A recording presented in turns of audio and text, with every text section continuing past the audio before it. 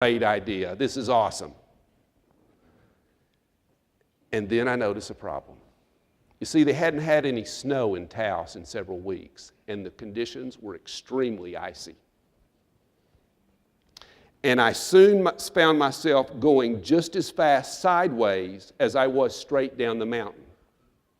And I had gone from adrenaline rushing, heart pumping, fun-filled speed to seriously, critically get injured speed. And I knew it, and my heart was in my throat. And I came to a fork in the run, and I could either make a 90-degree turn and stay on this run, or I could ease up and go off to the left and kind of crest a little hill and go on another run. So I chose to go left. And just as I'm cresting this little hill, I see a sign. And on that sign were 2 black diamonds. So y'all know what that means. It was not good news for me, because I soon found myself skiing down a cliff with moguls on it. And I'm catching air, and I'm out of control, and I'm going even faster than I was before, and my heart is in my throat, and I'm just hoping that I can get down this mountain without killing myself. And about 3/4 of the way down that run, somehow, some way, I'm still upright, when these 2 guys in these yellow jumpsuits, official-looking jumpsuits with ski patrol on them, who I'll add could ski really good, skied right up beside me. And one of them looked at me and said, "You're out of control! You're out of control!" And I looked back at him and I said, "I know! I know! Help me stop! Tell me something I don't know!" And at that moment, it was do or die, now or never, because I knew I had to stop. I could see the end of the run, and it was another 90-degree turn, and at the end of the run, it flattened out, and then there was a cliff. So I resolved right then and there, whatever it takes, I'm going to stop this sit ski. So I dug in with my poles with every ounce of strength and energy I had, and those little rubber things on the bottom of your poles, it ripped them right off and shot them about 30 feet in the air. I thought, that's not a good sign. I'm going way too fast. But I dug in even harder, and my arms were getting rubbery, and I'm getting closer to the edge, and I finally get to the bottom. I'm in the flat area, but I've slowed significantly, and I'm getting closer to the edge, and I'm getting closer to the edge, and I'm almost stopped, and I go right over the edge, and bam, 20 feet down into a tree. So much for the new sit ski. Wonder how much these cost. And so as I'm sitting down there, impacted into that tree, thinking about that, the ski patrol guys, even though they were perturbed, came up, got me back up on the run, then they left. And then the strangest thing happened. Another paraplegic skier skis right up beside me as I'm sitting there contemplating how I'm going to get down that mountain alive and in one piece, uninjured.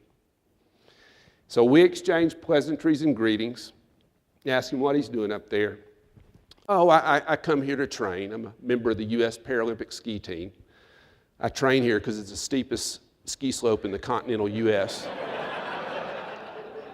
Yeah, talk about a killer to the confidence. And he was on a mono ski, which is basically a chair that sits atop an actual ski, and I've learned will actually cut and turn on icy conditions. And he looks at me and he said, "What on earth are you doing up here in these conditions in a sit ski? How on earth are you controlling your speed? I'll bet you're going as fast sideways as you are straight down the mountain. Yeah. Are you going to be okay? Can you get down? I can go get the ski patrol." No, they're pissed at me already. Please don't. He said, "Well, can I help? Are you going to get?" I'll get down. Okay, I'll see you at the bottom." He takes off. As I sit there, the resolve begins to grow, and I push off. And I make it down that mountain without crashing, uninjured, in one piece. And do you know what I did next? I made that run 4 more times that day, minus the double black diamond, and I got the ski lift operator to actually stop the lift so I could get on. I chose to embrace the challenge and the opportunity and adversity that day and conquer it. What's the moral to the story? Initially, I didn't understand the commitment that I was making. In attempting to learn to ski, on what at the time was the steepest ski slope in the continental U.S. in icy conditions in equipment not made for it. Understand the commitment that you're making this upcoming year in embracing this new clinical sales approach and introducing this new line of Cushall wheelchairs. There will be days when you find yourself on a double black diamond out of control. And when you do, remember the 3 A's. Have an attitude, embrace your challenges with a positive attitude, and then I can get it done regardless belief in yourself. Take action and make those actions a priority, and hold yourself accountable to them. And you will always come out the other side of adversity a better person. Are you willing?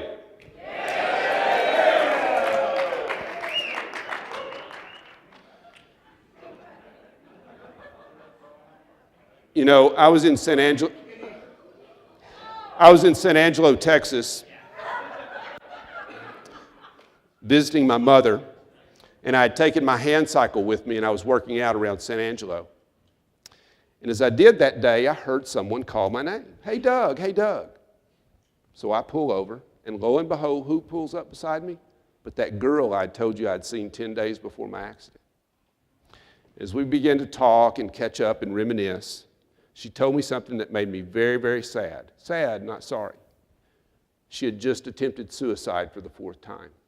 And I said, why?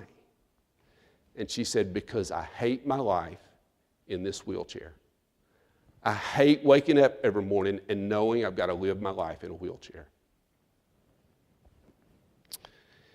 You know,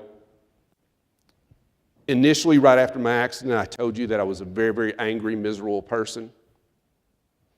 Angry and miserable that I was run over by an 82-year-old woman who was lost and disoriented and should have never been driving and was doing a U-turn on top of a hill. And technically, was I a victim there? Yeah, I guess so. Does it change anything about my situation? No. When you play the victim in life, you'll misdiagnose everything in your life and nothing will get better. Accountability. Accountability is about making a commitment and doing whatever it takes to honor that commitment. And ultimately, it's about acceptance.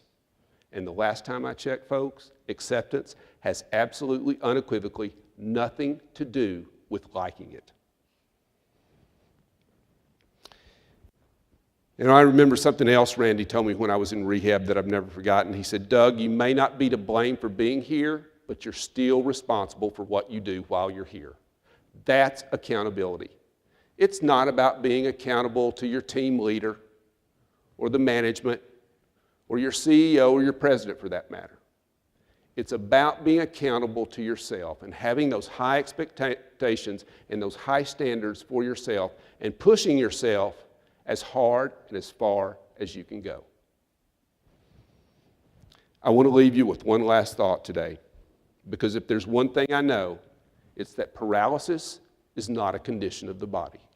It's a condition of the heart and mind.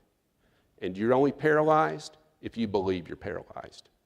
And I tell people all the time I forget I'm in a wheelchair, because I do. I see myself as normal and just like you. And I hold myself to the same high expectations and standard as any walking able-bodied person. If you'll remember the 3 A's in this upcoming year as you embrace this new sales approach and introduce this new Cushall line of wheelchairs, I have no doubts that you'll set sales records and these wheelchairs will be a smash hit. Are you willing? Thank y'all so much. Y'all been a wonderful audience. Hope you have a great day.